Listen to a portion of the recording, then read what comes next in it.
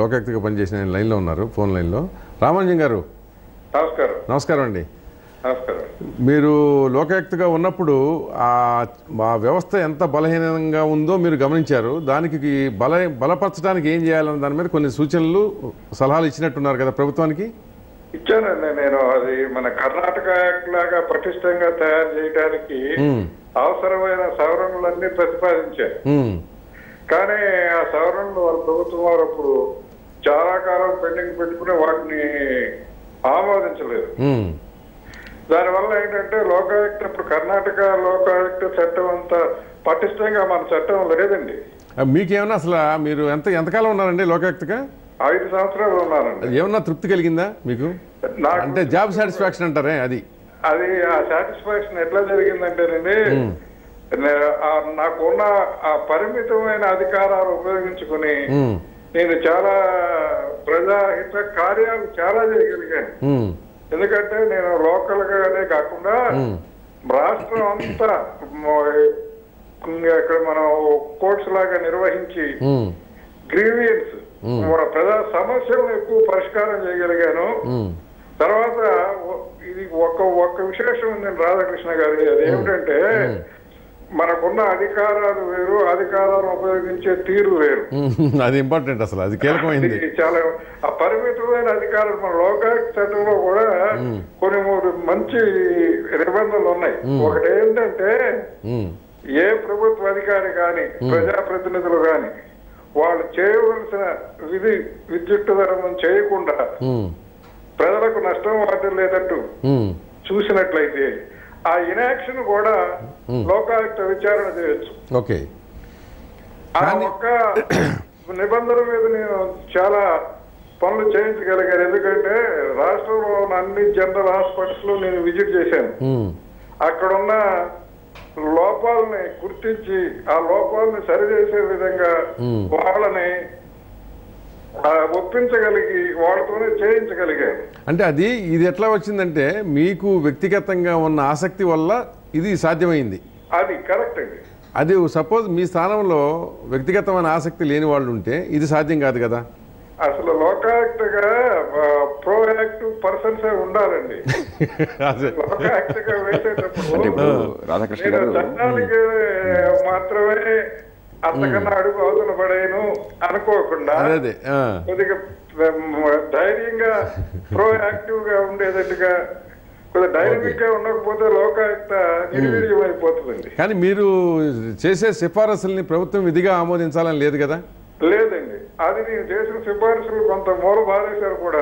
అదే అండి, మూలం బారేశారు కనుక మరి అన్నప్పుడు నేనేం చేశారంటే వాళ్ళకి అసలు సిఫారసులే చేయకుండా డైరెక్ట్ గా మనం చేయవలసిన ఆఫీసర్ ద్వారానే వాళ్ళకి నోటీసులు ఇచ్చుకుంటా పోయి వాళ్ళ మీద నీవు ఇట్లా చేయకపోయారంటే నీ మీద నేను చర్య తీసుకుంటాను, ఆ చర్య తీసుకునే అధికారం నాకున్నది అని కొంత వాళ్ళని భయపెట్టి పని చేయించారు పరోక్షంగా. ఒక నిమిషం, జయప్రకాష్ నారాయణ గారు మాట్లాడతానంట. ఇప్పుడు రామానుజం గారు చెప్పినట్టుగా మన రాష్ట్రంలో సమర్థులకి నిజాయితీ పరులకు కొదవలేదు. కానీ 2 రకాల బాధ్యతలు అంటే లోకాయుక్తం. ఒకటేమో అవినీతిని గట్టిగా అరికట్టడం, అవినీతి పరుల గుండెలో నిద్రపోవడం అనేది. రెండోది ఈ గ్రీవాన్సెస్, మాకు ఫలానా పని జరగలేదు, అధికారి చెప్పిన మరపెట్ట జరగలేదు అని చెప్పంటే excessive action, inaction, delayed action ఏదైనా లోకాయుక్త చేయొచ్చు. ఇది ఈ పని ఫలానా రోజుల్లో చూపించి కొంచెం కొరడా చూపించడం తన చేతికి వచ్చిన వాటిలో అట్లీస్ట్ కాస్త ఉపశమనం ఆ రెండో పని చేయగలిగారు. కానీ ఎందుకంటే నిజంగా లోక్పాల్ కానీ లోకాయుక్త కానీ ప్రధానంగా గ్రీవాన్స్ అయినట్టయితే చివరికి ఇంకా వేరే పని అంతా వాదిస్తున్నది పరిపాలనా సంస్థలు కూడా మేము చెప్పింది. అవినీతి ఇంత భయంకరంగా దేశంలో ఉన్నప్పుడు కేవలం అవినీతిని పట్టుకోవడానికి ముఖ్యంగా పెద్ద స్థాయిలో అవినీతి ఒక 100 మంది ఇందాక మనం అనుకున్నట్టుగా వాళ్ళందరికీ కూడా పదవులు పోతాయి, ఆస్తులు పోతాయని పరిస్థితి కల్పించడానికి లోక్పాల్ని లోకాయుక్తను వాడుకుని గ్రీవాన్స్ రిడ్రెస్లకి లోక్పాల్ ఆధీనంలో లోకాయుక్త కావచ్చు, వారికి సమన్వయం చేస్తూ కావచ్చు, వేరే అథారిటీని పెట్టినట్టయితే 2 జరుగుతాయి. అది లేకపోయేసరికి మంచి మనసు ఉంది, సమర్థులు కాబట్టి ఏదో తైలం పోతే ఇవ్వచ్చు అని కనీసం విధానం చేద్దామని నేను చేశాను. రామానుజం గారు, ఇంతకు ముందు చర్చలో మేము అనుకున్నది ఏంటంటే జయప్రకాష్ నారాయణ గారు కానీ రామకృష్ణారెడ్డి గారు స్పష్టంగా చెప్పింది ఏంటంటే ఇప్పుడు జాతీయ స్థాయిలో లోక్పాల్ బిల్లు కోసం ఎలాంటి ఒక ఉద్యమం లాంటిది వచ్చిందో రాష్ట్రంలో కూడా కర్ణాటక, మధ్యప్రదేశ్ తరహా లోకాయుక్త వ్యవస్థలను ఏర్పాటు చేయడానికి మనం కూడా ఉద్యమం చేయవలసిన అవసరం ఉందనేది ఒక అభిప్రాయం వ్యక్తం చేశారు వారు. చాలా అవసరం అండి. ఎందుకంటే ఇప్పుడు జయప్రకాష్ నారాయణ గారు చెప్పినట్లుగా సమస్య పరిష్కారమే కాదు, ఇప్పుడు మనకు కావాల్సిన అవినీతిని అడ్డుకుంటాం. అవునండి, మెయిన్ అసలు అది. జయప్రకాష్ నారాయణ గారు చాలా మంచి సూచనలు చేశారండి. ఇప్పుడు ఆయన ఈ ప్రివెంటివ్ కరప్షన్ యాక్ట్ కి కొన్ని సవరణలు చేస్తా దాంట్లో లోకాయుక్త పరిధిలోనే ఏసీబీ పనిచేయాలి, లోకాయుక్త కూడా కొన్ని సవరణలు చేయాలి అనేది ఆయనకి చాలా మంచి సూచనలు చేశారు అమెండ్మెంట్స్. మరి దాన్ని ఏం చేశారో నాకైతే ఆయనకి క్లారిటీ ఉంది, మీకు క్లారిటీ ఉంది, బట్ క్లారిటీ లేదు రాజకీయ పార్టీలకి. వాళ్ళకి చాలా క్లారిటీ ఉంది, వాళ్ళకి మనకంటే చాలా క్లారిటీ ఉంది, రాకూడదని. క్లారిటీ లేదని మీరు అనుకోవాకండి, వాళ్ళకి క్లారిటీ ఉంది కాబట్టి రానియకుండా చూస్తున్నారు. సో ఇప్పుడు మీరు ఒక ఫార్మర్ లోకాయుక్తగా, మాజీ లోకాయుక్తగా మీరు కూడా ఈ ఉద్యమంలో చేరడానికి ముందుకు వస్తారా? తప్పకుండా. అంతకన్నా మించిన, ఎందుకంటే ఇప్పుడు పీపుల్ విత్ క్రెడిబిలిటీ, విశ్వసనీయత ఉన్న వ్యక్తులు కొరత ఏర్పడింది ఈ రాష్ట్రంలో కానీ దేశంలో కానీ. కొరత లేదండి, వాళ్ళు బయటికి రావట్లేదు అంటే తప్పకుండా పాల్గొంటారు. వాస్తవంగా ఏంటంటే కొంత కొరత కూడా ఉంది, ఉన్న కొద్ది మంది కూడా బయటికి రావడానికి ఇష్టపడలేదు కనుక. సో మీరు మీ ఓటు వాళ్ళు కూడా జాయిన్ అవుతారా? తప్పకుండా జాయిన్ అవుతారండి. ఇవాళ మన జయప్రకాష్ నారాయణ గారి స్టేట్మెంట్ చూసారా మీరు? లోకాయుక్త, లోక్పాల్, లోకాయుక్త, అంబుడ్స్మాన్ అని 3 అంచెలుగా పెట్టమన్నాడు ఒకే చట్టంలో. అవునండి, అది చాలా మంచి సూచనండి. అవును, అసలు అట్లా ఉంటే ఒకటి సమస్య పరిష్కారం కూడా చాలా అవసరం అండి. అంటే సమస్యను పరిష్కరించడం, అవినీతిని నిరోధించడం, ఈ 2 కార్యక్రమాలు సెంట్రల్ లో లోక్పాల్, స్టేట్ లో లోకాయుక్త, ఈ జిల్లా లెవెల్లో అంబుడ్స్మాన్ ఒకటే చట్టం చేయొచ్చునండి. అంటే రాజ్యాంగాన్ని సవరించి రాజ్యాంగంలో ఉండేటట్టుగా ఈ సంస్థలు నిర్మించారు. అది సాధ్యమే, కానీ ఇప్పుడున్న పరిస్థితుల్లో, ఇప్పుడున్న రాజకీయ స్థితిగతులను దృష్టిలో పెట్టుకుంటే జాతీయ స్థాయిలో సాధ్యం కాకపోవచ్చేమో. కనీసం ఇప్పుడు ఒక ఊపు ఉంది, అంటే ఒక ప్రజల్లో ఒక అభిప్రాయం ఏర్పడుతోంది, బలపడుతోంది కూడా. రాష్ట్ర స్థాయి వరకు కన్నా మన రాష్ట్రం వరకు చూసుకుందాం. ఎందుకంటే మన రాష్ట్రంలో లాస్ట్ కొన్ని సంవత్సరాలుగా జరిగిన సంఘటనలు, అవినీతి చర్యలు అందరూ ఇప్పుడు చూస్తున్నాయి కదా, తెలిసిన విషయాలే. సో ఈ ముందు జరగకుండా ఉండటానికి జేపీ గారు చెప్పినట్టు ఏంటంటే, అట్లీస్ట్ నేను అవినీతి ద్వారా ఒక 100 కోట్లు సంపాదిస్తే ఆ 100 పోతుంది, నేను జైల్లోకి వెళ్తాను అన్న భయం రావడానికి అనువైన చట్టం. తప్పకుండా దానికి ఏంటంటే లోకాయుక్త చట్టం చేయాలి, అట్లాగా ప్రివెన్షన్ ఆఫ్ కరప్షన్ యాక్ట్ కి తగిన సవరణలు 2 చేయాలండి సైమల్టేనియస్. ఓకే. అట్లా చేయడానికి మనం ఒక ఉద్యమం లాగా మనం నడుపుతామంటే నేను దానికి తప్పకుండా మీకు సహకరిస్తాను. ఓకే. జయప్రకాష్ నారాయణ గారు ఆయన విజ్ఞులు, ఆయన చాలా మంచి సూచనలు చేస్తున్నారు. సో జేపీ గారు ఇప్పుడు మనకు ఒక మంచి సపోర్ట్ దొరికిందండి. తప్పకుండా వారు మొట్టమొదటి నుంచి కూడా రామానుజం గారు అవినీతికి వ్యతిరేకంగా అంటే ఎప్పుడైనా సై ఆయన ఆవేశపడతారు. ఆయన పదవి అవన్నీ పక్కన పెట్టేసి ఆయన దేశం కోసం రెడీ. తప్పకుండా ఈ దేశం ఇందాక వారు అన్నట్టుగా మంచి మనుషులకు కొదవలేదండి. థ్యాంక్ యూ రామానుజం గారు. సో మీరు సపోర్ట్ ఇస్తానన్నందుకు, లైన్లోకి వచ్చి మాట్లాడినందుకు, అభిప్రాయాలు పంచుకున్నందుకు. బట్ మీరు నెక్స్ట్ ఏంటంటే దాని ఇంతటితో కాకుండా ఏంటంటే మీరు ఇంటరాక్షన్ ద్వారా దీనికి ఒక రూపురేఖలు కల్పించడానికి మీరు కూడా చొరవ తీసుకోండి. తప్పకుండా చాలా నాకు అది చాలా ఇష్టమైన పని, నేను తప్పకుండా మీకు సహకరిస్తాను. ఓకే, థ్యాంక్ యూ అండి. Thank you. ఇది ఒక విధంగా చెప్పాలంటే వారి మిత్రులు ఎప్పుడు జాతీయ స్థాయిలో యాక్ట్ తీసుకురావడానికి ఎలాంటి రాజ్యాంగపరమైన చిక్కులు లేవు. ఎందుకంటే ఈ related act, prevention of corruption act అని 1988లో తీసుకొచ్చారు. ఓకే. ఈ ప్రివెన్షన్ ఆఫ్ కరప్షన్ యాక్ట్ కిందనే కేంద్రంలో, రాష్ట్రాలలో ఆ యాక్ట్ కింద ఇప్పుడు ప్రాసిక్యూటింగ్ జరుగుతుంది. అదేవిధంగా 1954లో క్రిమినల్ లా అమెండ్మెంట్ యాక్ట్ని ఈ రిలేటెడ్ అఫెన్స్ కూడా సిఆర్పిసికి అమెండ్మెంట్ చేసినారు. కాబట్టి this is nothing but relating to a corruption, abuse of power. కనుక కేంద్ర స్థాయిలో ఈ యొక్క యాక్ట్ తీసుకురావడానికి ఎలాంటిది రాజ్యాంగపరమైన చిక్కులు లేవు. కాన్స్టిట్యూషన్ అమెండ్ చేయాల్సినటువంటి అవసరం లేదు.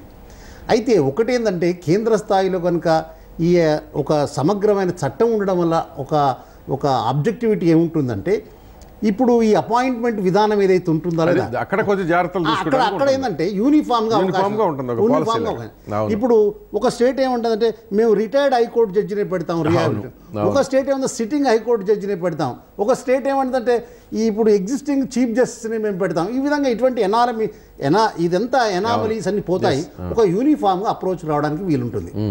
అయితే ఇంకొకటి ఏంటంటే ఇప్పుడు ఉన్నటువంటి వ్యవస్థ లోపల state government chief minister propose చేసిన వ్యక్తిని గవర్నర్ అపాయింట్ చేస్తాడు. అవును. లేకుంటే దాన్ని ఏమంటారు, యాక్ట్లో ఏమంటారు అంటే చీఫ్ జస్టిస్ సజెస్ట్ చేసిన వ్యక్తిని లేకుంటే చీఫ్ మినిస్టర్ గవర్నమెంట్ ప్రపోజ్ చేసి ఇప్పుడు ఒకటి రామకృష్ణారెడ్డి గారు లోక్పాల్కి సంబంధించి కొన్ని గైడ్లైన్స్ ఫేమ్ అయింది కదా, ఇప్పుడు బిల్లులు తయారైంది అదే రీతిని మనం చట్టం అదే ఇప్పుడు నేననేది ఏంటంటే ఏప్రిల్ 24వ తేదీన సేమ్ లోక్పాల్ నియామకానికి ఏ ప్రక్రియను అయితే అనుసరించబోతున్నారో రాష్ట్ర స్థాయిలో అదే ప్రక్రియని అనుసరించే విధంగా ఇంకొకటి మీకు తెలిసి ఉండాలి, 1966 నుంచి నేషనల్ లెవెల్లో లోక్పాల్ ఉండాలని, ఇంతవరకు రాలే లోక్పాల్. అట్లీస్ట్ ఇప్పుడు వస్తుంది కదా. అంటే ఇప్పుడు ఆ లోకపాల్ ఏదో సమగ్రమైన చట్టం ఈ ప్రొవిజన్స్ కూడా స్టేట్స్ లో కలిపేస్తే అయిపోతుంది. మళ్ళా మూమెంట్ దానికి ఏముంది, ఇంకో 40 ఏళ్ళకి మనంతా పోయిన తర్వాత ఇప్పుడు ఉన్నటువంటి కేంద్ర ప్రభుత్వానికి ఒక కమిట్మెంట్ ఉండాలి. దేశంలో జరుగుతున్నటువంటి ఈ మనం 2G స్పెక్ట్రమ్ మీరు చెప్పింది జరిగితే ఇట్స్ వెల్ అండ్ గుడ్. నేను అట్లా కాదు, ఇప్పుడు మన member of parliament opposition parties ఇప్పుడు ఏదైతే వాళ్ళు డిమాండ్ చేస్తున్నారో, ఈ రోజు ఏదో ప్రవేశపెడుతున్నారు ఏదో అవుతుందని, అవును, దాన్ని అక్కడ వాళ్ళు డిబేట్ చేస్తే దేశంలో ఇటువంటి బిల్ అది కూడా మనం మనం ఏంటంటే అతి సులువైన మార్గం ఇప్పుడు పడిపోయింది. కరెక్ట్, ఇది పార్లమెంటరీ కమిటీకి వెళ్తుంది. ఇది ఏ రకంగానూ కూడా హేతుబద్ధంగా రాష్ట్రాలకు లోకాయుక్త అక్కర్లేదని ఎవడు అక్కడ అనలేడు. అవును, చాలా పేలవంగా కొందరు ముఖ్యమంత్రులు వద్దంటున్నారని చెప్తారు, వాళ్ళు ప్రైవేట్ వ్యవహారంలాగా జమీందారులా నడుపుతారు. కరెక్ట్ కాదు. అవును, రామకృష్ణారెడ్డి గారు చెప్పినట్టుగా రాజ్యాంగంలో ఏ అవరోధం లేదు. ప్రివెన్షన్ కరప్షన్ యాక్ట్ జాతీయ చట్టం 257 అధికారం కింద UNCAC అనేటువంటి ఒప్పందాన్ని మనం సంతకం పెట్టాం కాబట్టి పార్లమెంట్కి ఆటోమేటిక్ అధికారం కాదని ఎవరు అంటం లేదు. కాబట్టి ఇప్పుడు కొంచెం గట్టిగా పుష్ చేస్తే ఇప్పుడు గ్యారంటీగా జరుగుతుంది. సో అంటే పుష్ జరగాలన్నా కూడా మళ్ళీ అగైన్ ఏం జరిగిందంటే ఇప్పుడు దాకా ఏప్రిల్ 24వ తేదీన దేశంలో మహామహులంతా కూర్చున్నారు. గత 30-40 ఏళ్లలో సుప్రీంకోర్టు ప్రధాన న్యాయమూర్తులుగా, ఎన్నికల సంఘం ప్రధాన కమిషనర్లుగా, తర్వాత CBI డైరెక్టర్లుగా, చీఫ్ విజిలెన్స్ కమిషనర్లుగా, CAGలుగా, మన సోరీశ్వరాబ్జీ లాంటి వాళ్ళు, అంటే దేశంలో ప్రతిష్టను పూర్తిగా 30 ఏళ్ల మూట కట్టుకున్న వాళ్ళు, నిజాయితీకి నిబద్ధతకి ప్రమాణం గెలిచిన వాళ్ళు అందరూ కూర్చుని ఢిల్లీలో ఒక లోక్పాల్ మీద రౌండ్ టేబుల్ ఏర్పాటు చేసి ఆనాడు స్పష్టంగా ఈ విషయాలన్నీ కూడా ఈ కొత్తగా కాదు. ఉదాహరణకి చట్టం ఏ ప్రకరణ కింద చేయాలి, ఏ రకంగా చేయాలి, CBIని ఏ రకంగా పరిధిలో తీసుకోవాలి, CBCని ఏ రకంగా ఎక్సెప్షన్ సభ్యులుగా దానిలో చేర్చాలి, వారి నియామకం కూడా ఈ కాలేజీయం ఎట్లా చేయాలి, ప్రతి ఒక్కటి లోతుగా పరిశీలించాం. ప్రధానమంత్రి గారు నేను స్వయంగా ఈ మొత్తం వివరాలతో కలిశాను. మొత్తం 8 పుస్తకాలు తయారు చేసి లా మినిస్టర్ని కలిసాం, అరుణ్ జైట్లీ గారిని కలిసాం, LK అద్వానీ గారిని కలిసాం, సోనియా గాంధీ గారికి, సుష్మా స్వరాజ్ గారికి, మరి డ్రాఫ్టింగ్ కమిటీ సభ్యులందరికీ పంపించాం. ఏమిటంటే ఇది జనం నుంచి నిరాహార దీక్షలు, రోడ్లు రస్తారోకోలు చేస్తేనేమో ఇది తప్పు, ప్రజాస్వామ్యబద్ధంగా ఒప్పుకుంటున్నాం. అది చేయకపోతే చాలా హేతుబద్ధంగా, చాలా గౌరవప్రదంగా మంచి చేయండి అని చెప్పని వాళ్ళకి పోసుకొచ్చేస్తే అవన్నీ తీసుకుని అట్లా పడేస్తున్నారు. ఏం చేయాలంటే ఇప్పుడు ఈ ప్రభుత్వాలు, నేను ఒప్పుకుంటున్నాను ఖచ్చితంగా ప్రజా అరాచకత్వానికి వెళ్ళకూడదు, అది పద్ధతి కానే కాదు. కానీ మీరు ఏం అంటే ఇప్పుడు ఎంత గట్టిగా ప్రయత్నం చేసినా, ఎంత చిత్తశుద్ధితో నిజాయితీగా ప్రయత్నం చేసినా, ఏ రకమైన అరమరికలు లేకుండా, ద్వేషభావం లేకుండా ప్రయత్నం చేసినా కూడా తూనా బొడ్డు అనుకుంటే ఎట్లా కష్టం. ఒకటి కదా మీరు ఇప్పుడు పార్టీ రాజకీయ నాయకుడు పూర్తిగా నేను అన్నాం మిమ్మల్ని, ఎందుకంటే ఓటర్స్ మనకు దూరం అవుతారు అన్న భావన రాజకీయ పార్టీకి వచ్చినప్పుడే ఏ విషయంలో అయినా సరే నిర్ణయం తీసుకుంటుంది, అంతే కదా. దానికి కూడా భయపట్టలేదండి, అంత నటన చేస్తున్నారు అంతే. ఓటర్లు ఎలకాలం గుర్తుంచుకోరు, ఏదో ఒక డ్రామా చేసి ప్రస్తుతం డ్రామా జరుగుతుంది తప్ప తాత్కాలికంగానైనా ఓటర్లని మనం అల్టిమేట్ గా ప్రజాభిప్రాయం దాని అనమాట. ఇవాళ జనాభిప్రాయం లేకపోతే ఈ మాత్రం కూడా కదులుండేది కాదు. ఖచ్చితంగా ఒక అడుగు ముందుకేసాం. ఈ టైంలో రాష్ట్రాలకు కూడా చట్టాన్ని తీసుకొచ్చే ప్రయత్నం గట్టిగా చేస్తే, జాతీయ స్థాయిలో కూడా మీడియాను కదిపి, అరే మీరు చిన్న చిన్న పడుతున్నారా, ఈ హైకోర్టు, సుప్రీంకోర్టు న్యాయమూర్తుల ప్రధానమంత్రి దీని మీద ఇష్యూ కానే కాదు, నిజమైన ఇష్యూ రాష్ట్రాలలో అవినీతికి ఏ రకంగా కళ్ళెం వేయాలి. ఈ రాష్ట్రంలో ఎట్లయితే ఒక స్టీరింగ్ కమిటీ లాగా ఫామ్ చేద్దామని ఇందాక ఒక బ్రాడ్గా వచ్చింది అభిప్రాయం, అలాగే సో జాతీయ స్థాయిలో కూడా కొంతమందిని మీరు కూడగట్టి మీకున్న పరిచయాలు కానివ్వండి, ఇతరత్ర కానివ్వండి, ప్రయత్నం జరుగుతుంది. సో పనిలో పనిగా మళ్ళీ ఈ పార్లమెంటరీ కమిటీకి వెళ్తుంది జాతీయ స్థాయిలో కూర్చుని ఖచ్చితంగా జాతీయ స్థాయి నాయకులందరినీ కలవటము, ఒకవేళ మాట అనకపోయినట్టు ప్రతి రాష్ట్రంలో. ఎందుకంటే ఈవెన్ అన్నా హజారేను, రామ్దేవ్, ఇటే ఎవరు ఏం మాట్లాడినా, కిరణ్ బేడి వీళ్ళు ఎవరు మాట్లాడినా అది ఏదో ఒక లోకపాలతోనే అన్న ఒక భావన కల్పిస్తున్నారు. కానీ అది కొంచెం వాళ్ళు ఆ విషయంలో వాళ్ళు కూడా గాడి తప్పుతోంది. ఎందుకంటే అది ప్రధానమంత్రి దానిలో చేస్తే అంత అయిపోయిందని భావం కలగజేస్తున్నారు తప్ప అసలు దేశంలో అవినీతి సంక్లిష్టత కానీ, దానికి నివారణ మార్గాలు కానీ, లోతైన అవగాహన కొంచెం కొరవడింది. అదిగాక కొన్ని